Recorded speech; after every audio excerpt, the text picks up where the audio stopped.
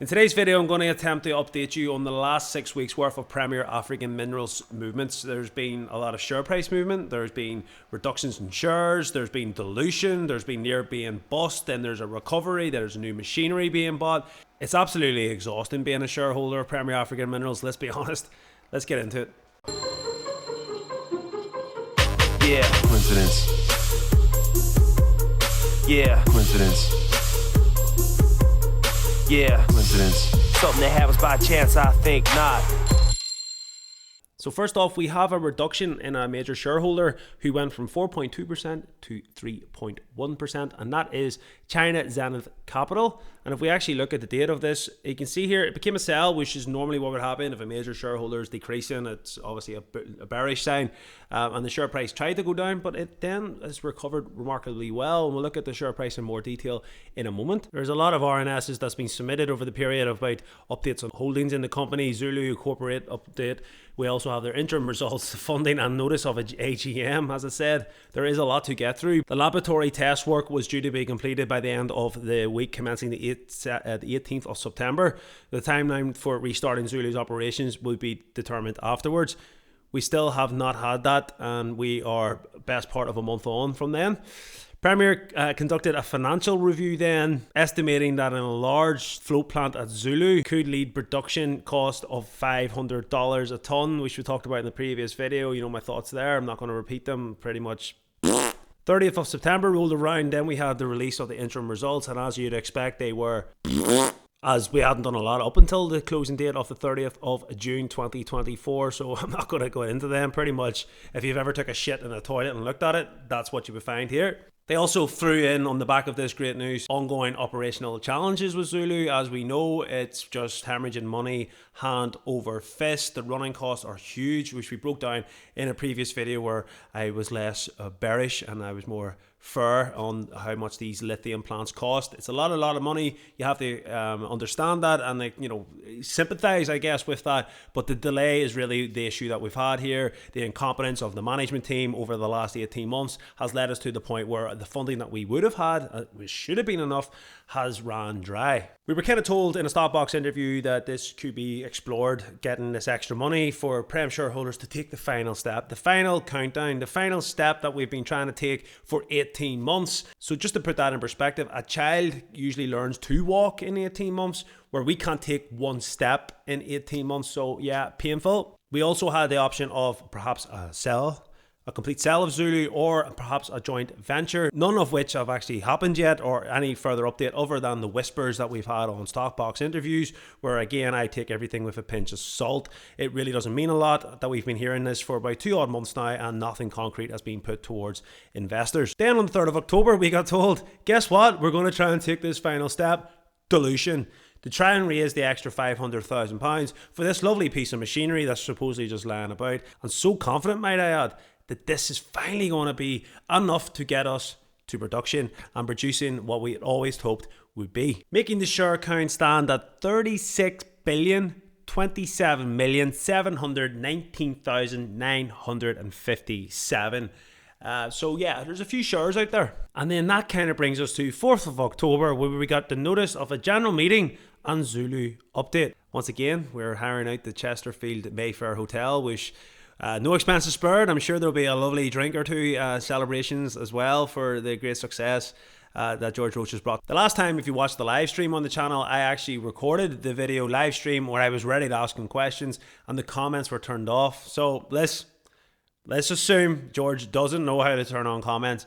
He will, like everything else, he will have ironed out the kinks, I'm sure, by this time, and we will be able to ask him comments. That's the first thing that I will be looking for. If it didn't actually give us the resolutions, you have to click yet another link, which brings you then to their website. I don't know if they're trying to get this website promoted or what, but you click on this, you can go through, click on the blank form proxy, which you can send through if you don't want to attend the meeting. And if you get through, you will see to approve for the period commencing 24 months following the date. First off, 24 months, happy days. He sees us potentially surviving for 24 months. That gives me a lot of comfort and faith that this man isn't going to do what he's always done and push the button as soon as he possibly can. He's going to wait potentially for 24 months. Yeah. So what he's looking to do is, see how big number earlier on I was telling you about, he's looking to throw another $9.5 billion Throwing on top of that, which equates to very, very little money, enough to keep the lights on for about another month. So we've had a hell of a lot of moving parts. Let's have a look. Well, on the year, we're down about 90%, not 90%. And it's actually from the 18th of October, which is my birthday, which will be coming up on Friday. Can't wait. 88% down. But, you know, you think, well, it's been a rough year. Well, actually, if we strip back, it's been a hell of a lot worse. The peak was up to here, and we are actually down about, even with the recent pump, but on the lows of last week, before the pump came, we were down 95%. Yes, that's right. If you put in £100, you're down to £5. And it gets a lot worse for a lot of people because most of us have put a lot more than £100 in. Okay, so let's have a look at the more positive stuff then. The positive stuff is we are up almost 1% on the month. Pretty damn good.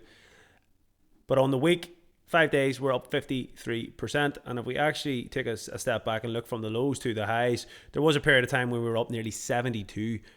And we are having a good day today. Again, green. And we're sitting at 0.05.